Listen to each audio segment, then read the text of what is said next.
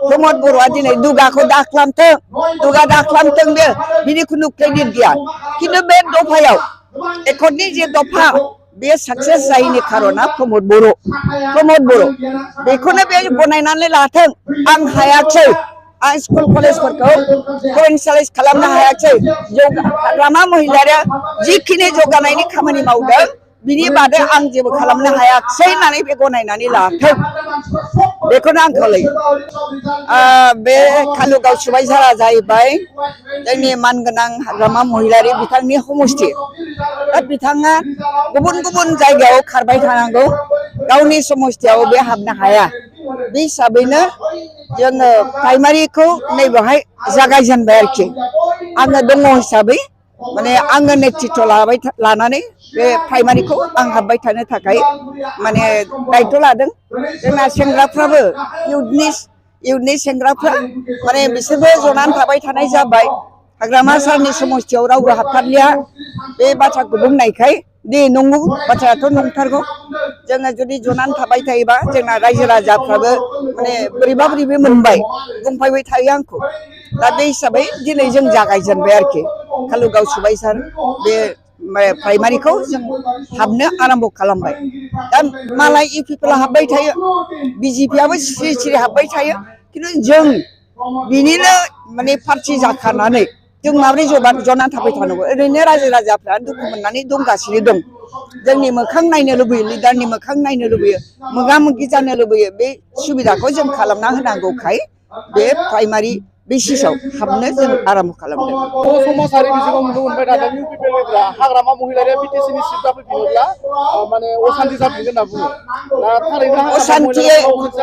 असान्तिया बिटिसिखौ accord खालामनायनि उननिफ्राय जोंनाव असान्ति गैखाया डेभेलपमेन्टसो दंमोन उन्नयनसो दंमोन असान्तिनि परिबेस गैखायामोन जोंनाव खिन्थु हाग्रामा महिलारि बिथाङा बे माखासे हाग्रा ओनसोलाव दासिमबो असान्तिनि परिबेस दङ होननानै आरो सोरबा ठिकादार सोरबा मालिकफोरनिफ्राय जे दाबि धमकी दंबावो बिसिनि खाथियाव दंबावो बे बाथ्राखौ सिन्था खालामनानै बिथाङा सेकेन्ड टाइम एकर्ड खालामनायनि पलिसिखौ हाग्रामा महिलारियासो लादोंमोन आरो गासिबो प्लेन पलिसिखौ खालामखाजोब्बायमोन जेनेबा स्कुल कलेज प्राइभेट जानानै दङ बेखौ प्रभिन्सियेलाइज खालामनायनि बाथ्रा सानदों आरो उन्नयननि खामानि मावनो थाखाय जोंहा बांसिन अनसुंथाइ नांगौ बिनि पलिसि लादोंमोन खिन्थु गोजौआव थानाय माखासे चक्रान्तकारिफ्रा हाग्रामा महिलारिनि आखाइजों खालायालासिनो प्रमद बर'खौ माने फिल्डआव गोबां रायजो राजा लानानै न' बड'लेण्ड न' वेस्ट होननानै स्ल'गान होनानै आन्दलन खालामनायखौ नुनानै बेखौ थिखांनानै लांदों दिनै प्रमद बर'आ लाजिनांगौ जे दिनै जोंनि बिटिआर एकर्डनि उनाव सान्तिनि परिबेस फैदों होननाय बाथ्राखौ बुंनो बे लाजिनांगौ बे एकर्डआ हाग्रामा महिलारि